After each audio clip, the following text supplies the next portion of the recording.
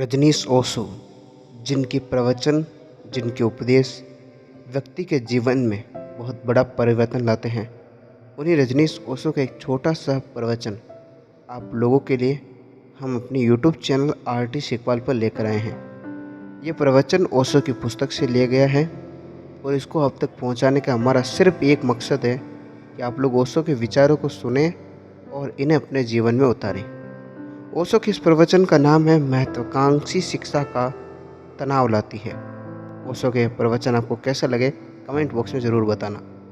ओशो कहते हैं, पूछा है कि मैंने सुबह कहा है कि महत्वाकांक्षा प्रतिस्पर्धा बाहर के जीवन में तो इनके सिवाय विकास नहीं हो सकता, ऐसा प्रश्न पूछा है। और मैंने यह कहा है कि बाहर के और भीतर के दोनों के जीवन में संतुलन होना चाहिए, दोनों का विकास होना चाहिए। तो उन्हें पूछने वाले को यह तो समझ में आया है कि भीतर के जीवन का विकास तो बिना प्रतिस्पर्धा के हो सकता है, लेकिन बाहर के जीवन का विकास नहीं हो सकता। ये बात गलत है। अभी तक सचमुच ऐसा ही हुआ है कि बाहर के जीवन में बहुत प्रतिस्पर्धा है और तभी विकास होता है, लेकिन नहीं, इससे भिन्न भी हो सकता है। एक चमार है, वह जूते सीता है, वह इस कारण भी अच्छे जूते सी सकता है कि पड़ोसी जो दूसरा चमार है उससे कोई उसको आगे निकलना हो, इसीलिए उससे अच्छे जूते सिए। ज़्यादा कमाई होगी, ज़्यादा पैसा आएगा, बड़ा मकान बना सकेगा नहीं, लेकिन वह इसीलिए भी अच्छे जूते सी सकता है कि उसे जूते सीने की कला से प्रेम है। या जो आदमी उससे जूते पहनेगा, वह चाहता है कि वह आदमी उसके प्रति बुरा भाव न लाए, वह चाहता है कि वह प्रसन्न हो जाए, वह चाहता है कि मैंने जो चीज़ बनाई है वह उसे खुशी दे। कबीर का नाम तो तुमने सुना ही होगा। वे कपड़ा सीते थे, फ़कीर थे, इतने बड़े साधु थे, लेकिन फिर भी कपड़ा सीते थे। लोगों ने उनसे कहा कि यह तो उचित नहीं है, आप कपड़ा सिएं और बाज़ार में बेचने जाएं, आप जैसे साधु को क्या ज़रूरत। लेकिन कबीर ने कहा कि नहीं, अगर मैं कपड़े नहीं सिऊंगा तो भगवान अनेक अनेक रूपों में मेरे द्वारा सिए हुए कपड़े पहनना नहीं चाहेगा। उसे इतने अच्छे कपड़े फिर नहीं मिल सकेंगे, क्योंकि दूसरे जुलाहों तो पैसे कमाने में कपड़े सीते हैं, मैं तो सिर्फ प्रेम से कपड़ा सीता हूँ। तो कबीर कपड़ा सीते थे, गीत गाते थे, इतने प्रेम से कपड़ा सी कर बाज़ार बेचने जाते थे, और जब कोई ख़रीदने वाला आता था तो उसे गले लगाकर वे उसे खुद ओढ़ा देते थे और उससे कहते थे, राम बहुत संभल कर इसको पहनना, मैंने बड़ी मेहनत से बड़े प्रेम से अपने प्राणों का पूरा भाव इसमें पिरोया है। अब यह तो बहुत से तरह के बात हो गई, और कबीर के मुकाबले कपड़े किसी के भी नहीं होते थे, बाजार में हो भी नहीं सकते थे, मगर इससे कोई प्रतिस्पर्धा नहीं थी। तुमने गोरा कुमार का नाम शायद सुना हो। एक बहुत बड़ा कुमार हुआ, बहुत बड़ा विचारक हुआ, बहुत बड़ा साधु हुआ। वह घड़े बनाता रहा जिंदगी भर मिट्टी के और बेचता रहा। वह इतने मजबूत घड़े बनाता था कि दूसरे कुम्हारों ने उस पर ऐतराज़ उठाया कि तुम हो तो तुम्हारा हम सब का धंधा बंद करोगे, हम सब का धंधा तुम खराब कर रहे हो, क्योंकि तुम्हारा घड़ा तो इतना चलता है कि जिसका कोई हिसाब ही नहीं है। घड़े तो ऐसे बनाओ कि जल्दी फूट जाए ताकि शुरू से खरीदने वाला दोबारा आए। लेकिन गोरा कुमार ने कहा, मैं कोई धंधा नहीं करता हूँ, मैं तो प्रेम करता हूँ घड़े बनाने को, और इतना अच्छे से अच्छा घड़ा बनाता हूँ, और यह चाहता हूँ कि जो लेकर जाए उसे दोबारा घड़ा खरीदने की ज़रूरत न पड़े। अब इसमें कोई कंपटीशन न रहा, इसमें किसी से भी कोई प्रतिस्पर्धा नहीं रही, इसमें तो करने से प्रेम हुआ। हम अपने काम से प्रेम करें तो भी काम का विकास होगा। एक बागवान अपनी बगिया लगाने से प्रेम करे, एक किसान अपने खेत में बीज बोने से प्रेम करे, एक दफ्तर का नौकर अपनी दफ्तर की नौकरी से प्रेम करे। सारी दुनिया में अपने काम से प्रेम होना चाहिए। अभी यह है नहीं, इसके न होने का ही कुछ बुनियादी बातें हैं। इसके न होने का सबसे बड़ा कारण तो यह है कि छोटे काम, उन कामों में किसी आदमी को इज्जत नहीं मिलती, प्रतिष्ठा नहीं मिलती, रिस्पेक्ट नहीं मिलती। बड़े काम जिनको हम कहते हैं उनसे आदर मिलता है, इज्जत मिलती है। तो हर आदमी बड़ा काम करना चाहता है। अगर अच्छी शिक्षा हो तो बच्चों को यह समझाया जाना चाहिए कि कोई काम छोटा या बड़ा नहीं होता। एक चमार भी अगर अच्छे जूते सीता है तो उनका ही आदर योग्य है जितना किसी राज्य का मंत्री है।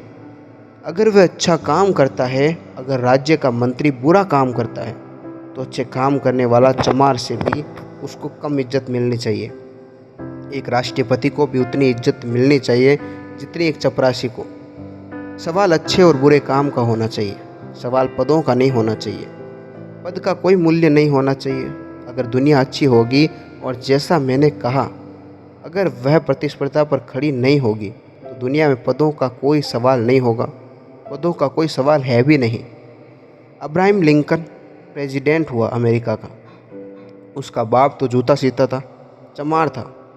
जब वह प्रेसिडेंट हुआ और पहले ही दिन वहाँ की सीनेट में बोलने को खड़ा हुआ तो अनेक लोगों को उसकी बड़ी पीड़ा हो गई कि एक चमार का लड़का और प्रेसिडेंट हो जाए मुल्क का।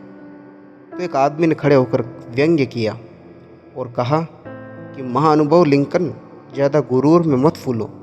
मुझे अच्छी तरह याद है कि तुम्हारा पिता जूते सिया करते थे, तो ज़रा इस बात का ख्याल रखना कहीं प्रेसिडेंट होने में भूल मत जाना। और कोई आदमी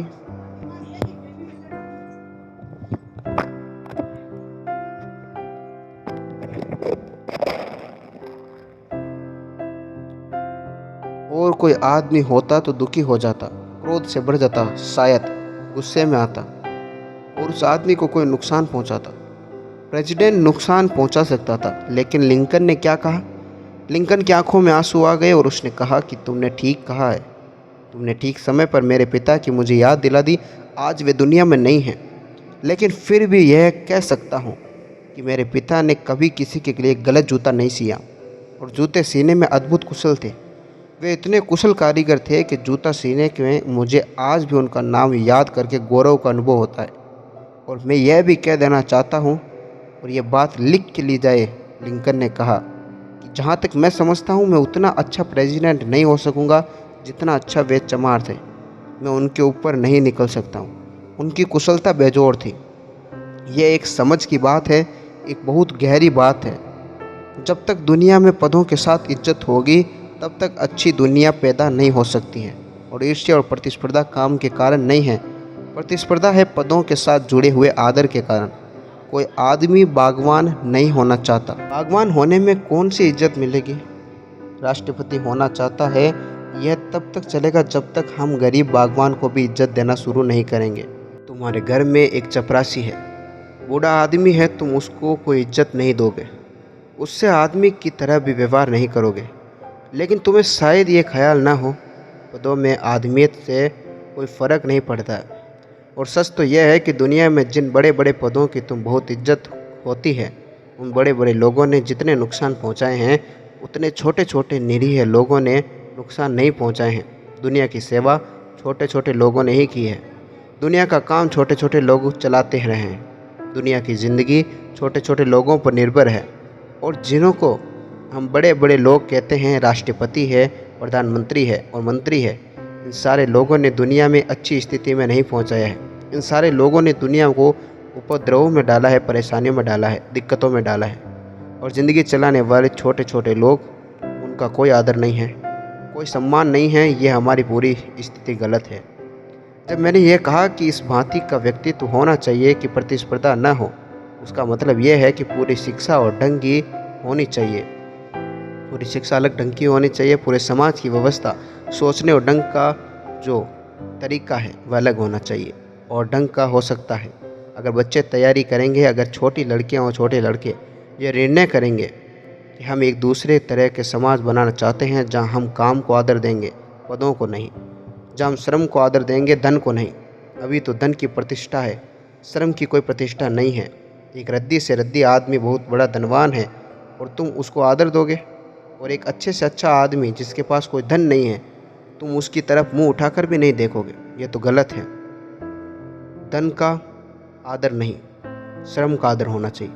वह आदर उन लोगों का होगा जो नींव बुनियादी है, केवल उनका ही नहीं जो भवन के सिक्कर हैं। तो ऐसे समाज की रचना के लिए और ऐसी शिक्षा के लिए जो मैंने बात कही है उस पर विचार करना तो तुम्हें दिखाई पड़ेगा कि भीतर का विकास भी हो सकता है, बाहर का विकास भी हो सकता है, किसी प्रतिस्पर्धा के बिना।